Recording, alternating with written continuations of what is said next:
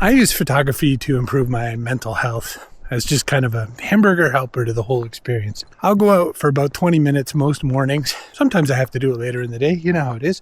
It's become a kind of medicine for me. I thought that maybe I could talk to you about how that works, what happens in those 20 minutes. Maybe we could talk together about your experience too.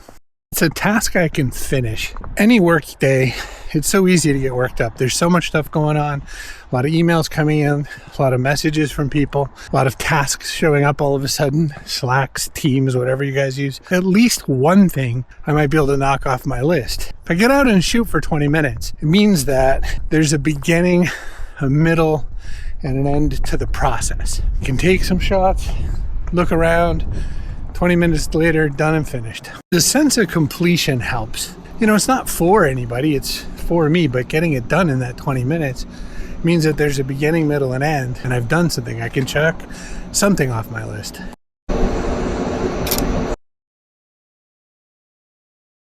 I don't know about you, but between depression and ADHD, sometimes my completion record isn't very good. I like sort of stacking the deck with a small win by being able to go and do something. I'm walking by a restaurant. I think they're cooking steak and my stomach just said, yes, please. Spending 20 minutes for yourself on any given day, I think is fair and reasonable. Not so much time that you're taking away from other people. I think it's human to be able to have those 20 minutes to yourself.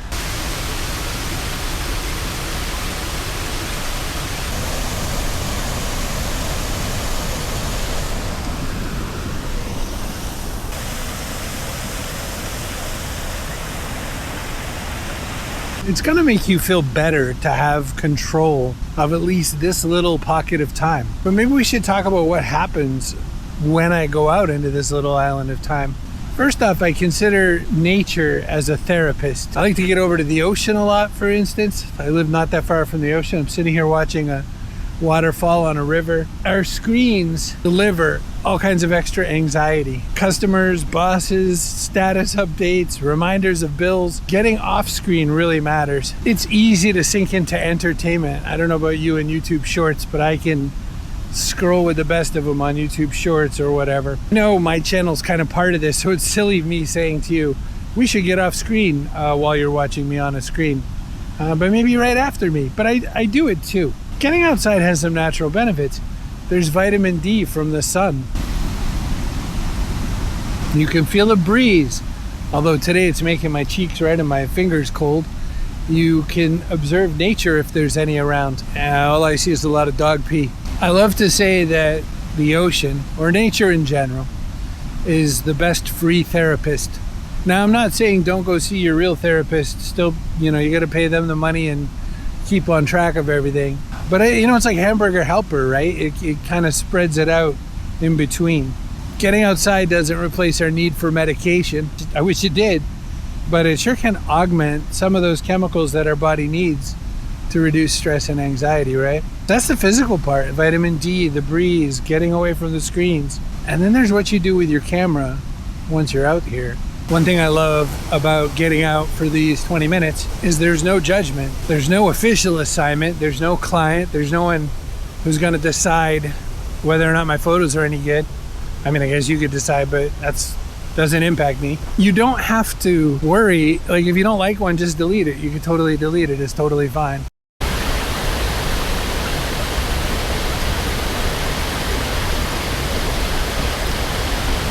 At least for a little while, the stakes are low.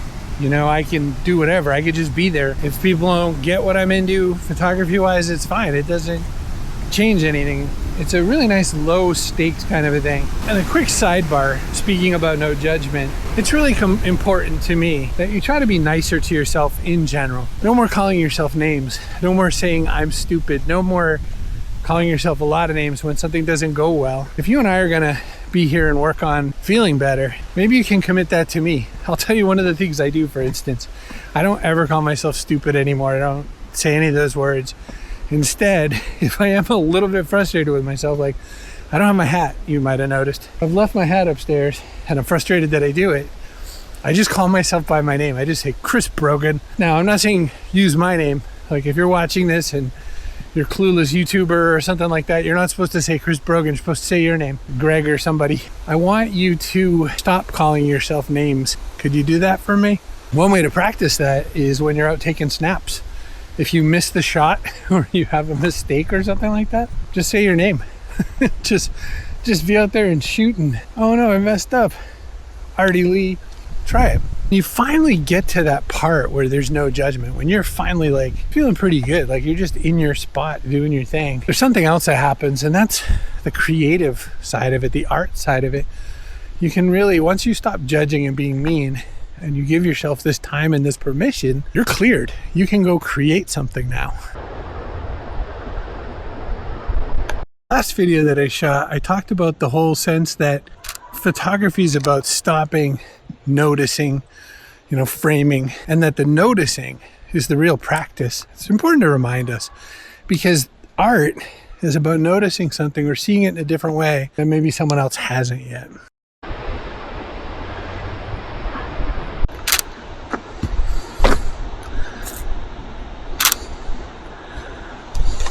We use that artistic side of our brain, the artistic side of our brain. That's the fun side, right? Now, my depression side gets really tamped down and it's harder for me to be artistic. But what's weird is, I think anxiety is harder for people who are very creative, because I think we can think of worse things, if that's possible. Does that ring a bell with anybody here? Comment or send an email if you want. But I think anxiety is harder for someone who's artistic and creative. What do you think?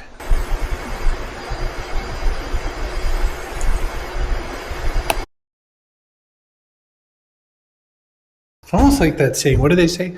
Like a bad day fishing is better than a good day at work. I think a bad 20 minutes taking photos can be better than doom scrolling or worrying about my deliverables. To be clear, I use these 20-minute breaks as kind of a recharge, as a way to put a little something back in my tank, to give me a little bit of juice so that I can get back to work.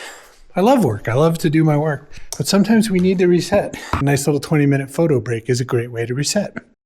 I know that being creative in this way is better than doom scrolling, staying and toughing it out. From my experience anyway, if we can get together, shoot some photos for 20 minutes, then that's just a way better way to feel about it all. I need to make myself a drink.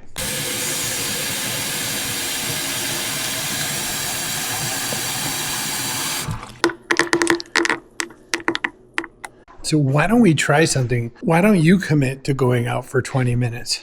And maybe you could do it either the day you see this or the day after, just 20 minutes. And you could do it in the morning, or if it's easier for you to do in the afternoon, that's fine. Just give yourself permission. I mean, permission, like that time I call myself the permission fairy. I think permission's the name of the game in this one, right?